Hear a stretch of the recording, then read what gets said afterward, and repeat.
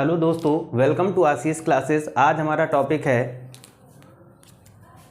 संविधान द्वारा प्रदत्त मूल अधिकार, यानी संविधान के द्वारा हमें कौन कौन से मूल अधिकार प्राप्त हैं उनके बारे में डिटेल से जानकारी प्राप्त करेंगे। ठीक है, तो आइए सबसे पहले हम पढ़ते हैं। तो भारतीय संविधान के भाग 3 और अनुच्छेद 12 से 35 ठीक है में नागरिकों को 6 प्रकार के मौलिक अधिकार प्रदान किए गए। ठीक है, तो भारतीय संविधान के अगर हम भाग 3 की बात करें और अनुच्छेद 12 से 35 के बीच की बात करें तो हमें जो नागरिक हैं हमारे भारत देश के, उनको 6 प्रकार के मौलिक अधिकार प्रदान किए गए हैं। यद्यपि मूल संविधान में कुल अधिकारों की संख्या 7 थी, यानी जो हमारा मूल संविधान था उसमें जो मौलिक अधिकार थे वो कितने थे? 7 थे। लेकिन क्या हुआ कि 44वें संविधान संशोधन 1978 द्वारा संपत्ति के अधिकार को मूल अधिकारों से निकालकर मात्र एक कानूनी अधिकार बना दिया गया। वर्तमान समय में नागरिकों को निम्नलिखित मौलिक अधिकार प्राप्त हैं। ठीक है, तो देखो पहले हमारे जो थे मौलिक अधिकार वो 7 थे, लेकिन जब 44वां संविधान संशोधन होता है 1978 में, तो जो हमारा संपत्ति का अधिकार था उसको क्या कर दिया गया? कानूनी अधिकार बना दिया गया। ठीक है, और ये संपत्ति का अधिकार हटाना भी ज़रूरी था, क्योंकि इससे बहुत सारी सरकार को दिक्कतें आ रही थी। जैसे सरकार को कहीं पर रोड बनाना है या फिर कहीं कोई कंस्ट्रक्शन करना है, तो उसमें अगर किसी व्यक्ति की फिर ज़मीन आ रही, किसी का घर आ रहा है, तो फिर क्या होता था, वो अपने अधिकार को लेकर के कोर्ट में चला जाता था और कोर्ट क्या करती थी उसको, भाई वो हमारा क्या था, वो हमारा मौलिक अधिकार था, तो मौलिक अधिकार को तो हराया नहीं जा सकता। तो इसलिए सरकार ने 1978 में क्या किया कि संपत्ति के अधिकार को ही हटा दिया और संपत्ति के अधिकार को कानूनी अधिकार कर दिया। ठीक है, अब मौलिक अधिकार कौन कौन से हैं हमारे? तो सबसे पहले हम बात करते हैं समता का अधिकार, अनुच्छेद 14 से 18। ठीक है, समता यानी समानता का अधिकार अनुच्छेद 14 से 18 में। अब देखो समता का अधिकार भी, इसको भी 5 प्रकार के अधिकार, इसमें 5 प्रकार के अधिकारों को शामिल किया गया है। पहला अधिकार देख लेते हैं, भारतीय राज्य क्षेत्र में विधि के समक्ष समता तथा विधियों का समान संरक्षण, अनुच्छेद 14। तो अनुच्छेद 14 में क्या बताया गया है? बताया गया है कि भारतीय राज्य क्षेत्र में विधि के समक्ष समता और विधियों का समान संरक्षण, ये बताया गया अनुच्छेद 14 में। ठीक है, आइए इसको और पढ़ लेते हैं। इसमें क्या, इसका तात्पर्य यह है कि देश की विधियों के समक्ष सभी व्यक्ति समान है। मतलब देखो, देश की विधियों के समक्ष जितने भी देश में लोग रह रहे हैं वो सभी लोग समान हैं, चाहे वह व्यक्ति किसी भी पद पर अथवा प्रतिष्ठा कुछ भी हो, सभी व्यक्तियों को विधि के समान रूप से संरक्षण प्राप्त होगा, चाहे व्यक्ति गरीब हो या अमीर हो। इस अनुच्छेद का उद्देश्य स्तर और अवसर की समानता स्थापित करना। देखो अगर हम विधि की समानता, देखो ऐसा नहीं कि हमारे देश में कोई व्यक्ति किसी ऊंचे पद पर है उसके लिए नियम कायदे कानून कुछ अलग होंगे, कोई नीचे पद पर है तो उसके लिए कानून अलग, तो ऐसा कुछ नहीं। अनुच्छेद 14 में यही बताया गया है कि सबको समान अधिकार हैं। ठीक है, यानी सभी व्यक्तियों को क्या दिया गया? समान रूप से संरक्षण प्राप्त होगा, चाहे वो किसी भी पद पर हो, है ना। आगे दूसरा इसी का पार्ट आ जाता है, जाति, धर्म, लिंग, जन्म स्थान आदि के आधार पर नागरिकों में समानता, अनुच्छेद 15। अनुच्छेद 15 में ये बताया गया है कि जाति, लिंग, वंश, जन्म स्थान के आधार पर सभी नागरिकों को समानता है। ऐसा नहीं कि कोई भेदभाव करे कि आप किसी दूसरी जाति के हैं, आप इस गांव में रहते हैं, आप उस गांव में, तो यहाँ पर ये समानता बताई गई अनुच्छेद 15 में। इस अनुच्छेद के अंतर्गत कानून के आधार पर धर्म, जाति, वंश, लिंग, जन्म स्थान के आधार पर नागरिकों के मध्य किसी भी प्रकार का भेदभाव नहीं किया जाएगा। ठीक है, किसी भी, देखो अनुच्छेद 15 में यही बताया कि धर्म, जाति, लिंग, वंश, जन्म स्थान के आधार पर किसी भी नागरिक से भेदभाव नहीं किया जाएगा। यदि भेदभाव कोई व्यक्ति करता है तो फिर क्या होगा? उसके ऊपर कानूनी कार्रवाई होगी। आगे चलते हैं थर्ड पार्ट में, लोक सेवाओं में अवसर की समानता। अनुच्छेद 16 में बताया गया है लोक सेवाओं में अवसर की समानता। देख लेते हैं, इसको पढ़ लेते हैं, फिर समझते हैं। देखो इसमें ये बताए, इस अनुच्छेद के आधार पर राज्य की लोक सेवाओं में सभी नागरिकों को समान अवसर उपलब्ध कराना, यद्यपि समाज के पिछड़े वर्गों के उत्थान हेतु उन्हें आरक्षण के रूप में सुविधाएं दी जाती हैं। देखो यहाँ पर अवसर की समानता का मतलब होता है कि जैसे हमारे यहाँ कोई कंपटीशन का एग्ज़ाम होता है, तो उसमें देखो उसमें क्या होता है कि सबको समान अवसर दिया जाता है। ऐसा नहीं कि कुछ व्यक्तियों को बुला करके ही उनसे परीक्षा ले ली जाए और उन्हीं का चयन हो, नहीं होता है। हमारे यहाँ देश में जितने भी एग्ज़ाम होते हैं या कोई भी काम होता है उसमें हर व्यक्ति को अवसर दिया जाता है, लेकिन अवसर सबको दिया जाता है। लेकिन कुछ लोग ऐसे होते हैं जो पिछड़े वर्ग के होते हैं, मतलब पिछड़े वर्ग मतलब जो पिछड़े हैं, कमज़ोर हैं, ठीक है, तो उनको कुछ आरक्षण की सुविधाएँ दीजिए, जैसे OBC, SC और ST को आरक्षण की सुविधाएं दी गई हैं, ठीक है। तो हमारे देश अनुच्छेद 16 में ये बताया गया कि सबको अवसर की समानता, यानी सबको अवसर मिलेगा हर क्षेत्र में। यानी अगर कोई भी एग्ज़ाम होता है या किसी भी क्षेत्र में सरकार द्वारा कोई काम होगा तो वहाँ पर क्या होगा, सबको अवसर की समानता दी जाती है। अब उसमें कौन अपना अच्छा प्रदर्शन कर पाता है ये वहाँ पर निर्भर करता है, ठीक है। अस्पृश्यता का अंत, अनुच्छेद 17। अनुच्छेद 17 में अस्पृश्यता का अंत के बारे में बताया गया है। इस अनुच्छेद के अनुसार छुआछूत संबंधी व्यवहार को दंडनीय अपराध घोषित किया गया है और अस्पृश्यता का अंत करने के लिए अस्पृश्यता अपराध अधिनियम 1955 पारित किया। देखो अनुच्छेद 17 में अस्पृश्यता का अंत मतलब पहले के ज़माने में क्या होता था कि हमारे देश में छुआछूत जैसी बहुत सारी बीमारियां थी। मतलब बीमारियां क्या, एक दूसरे से लोग कोई निम्न जाति का है तो उसको छूते नहीं थे, उसका मतलब उससे उसका छुआ खाते नहीं थे।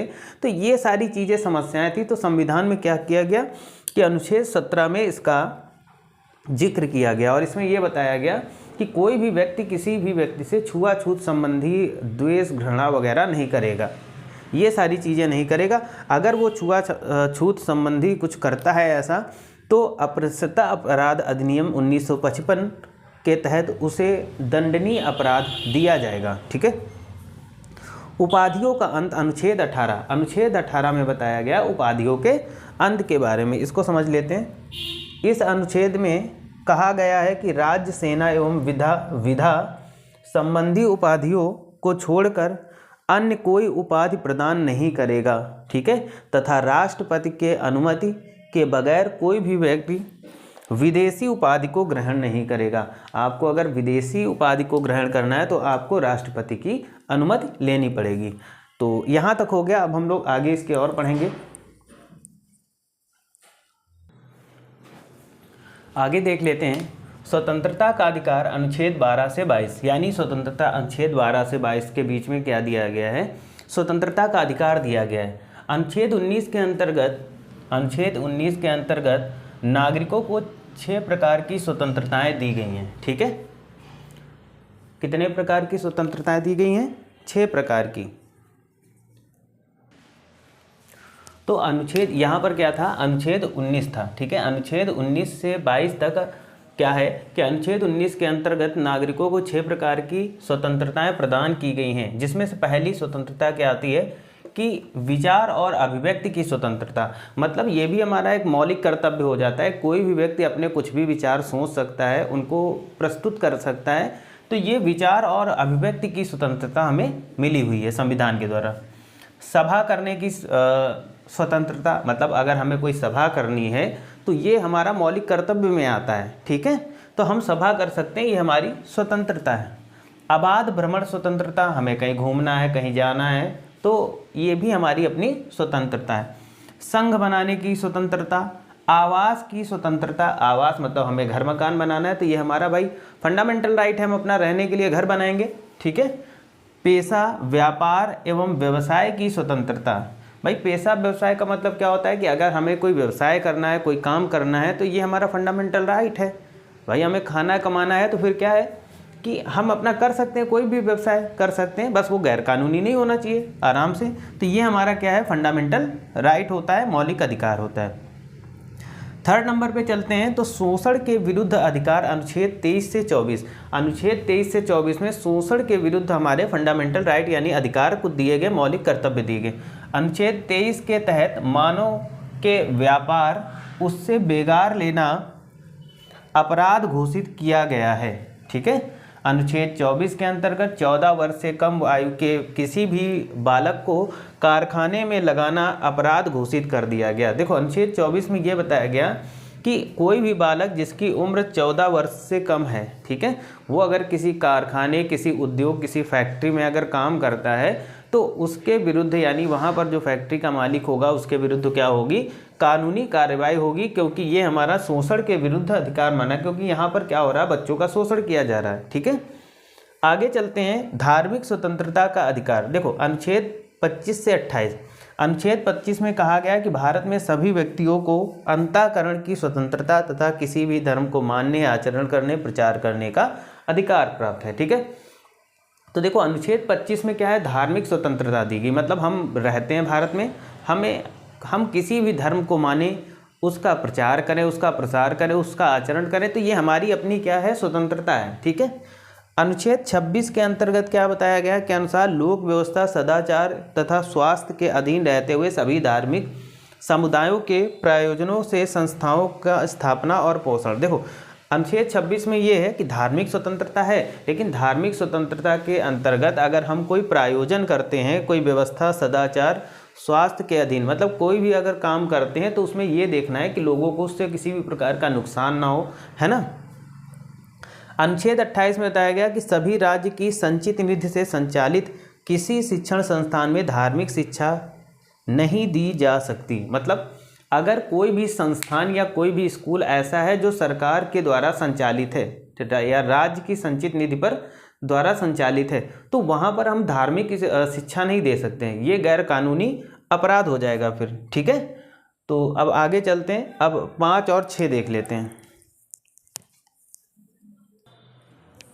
आइए हम पढ़ते हैं। सांस्कृतिक एवं शिक्षा संबंधी अधिकार अनुच्छेद 29 से 30 के बीच में दिए गए। क्या है कि अनुच्छेद 29 में सभी व्यक्तियों को अपनी भाषा, लिपि या संस्कृति को सुरक्षित रखने का पूर्ण अधिकार है। मतलब कोई व्यक्ति अगर अपनी भाषा, संस्कृति, लिपि को सुरक्षित रखना चाहता है तो वो उसका फंडामेंटल राइट है। ये अनुच्छेद 29 के तहत बताया गया है। ठीक है, अनुच्छेद 30 के तहत धर्म व भाषा आधारित अल्पसंख्यक कार्यों को अपनी रुचि की शिक्षण संस्थाओं की स्थापना एवं प्रबंध करने का पूर्ण अधिकार है। ठीक है, ये अनुच्छेद 29 के तहत बताया गया है।